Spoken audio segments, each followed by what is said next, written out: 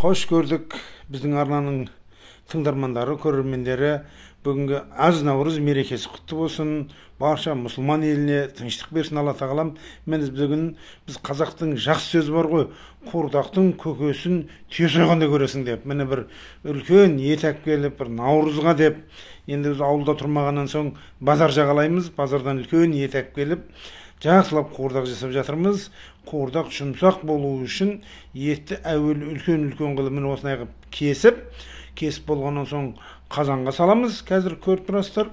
Қазанға салғаннан соң ақырын міне майына өзін пиязды міндетті түрде салу керек. Жоқ дегенде бір үлкен пияз салу керек, бір бас. Ол етті жұмсартады. Көп адамдар пиязды соны соғылғасын салып жатады. Жоқ, олай болмайды. Қуырып жатқан кезде осылай пияз салу керек. Міне пияз салып, әбден боқтырып, сонан соң ғана барып мұздай су құю керек. Көп адамдар ыстық су құйып жібереді, жылы су құйып жібереді. Соның арқасында ет қатып қалады. Қазір сіздерге дайын болғанын көрсетеміз. Міне керемет. Ауызға салсаңыз кәдімгідей езіліп, кәдімгідей жұтып кете береді. Міне көріп тұрсыздар, міне алдарыңызда қандай керемет.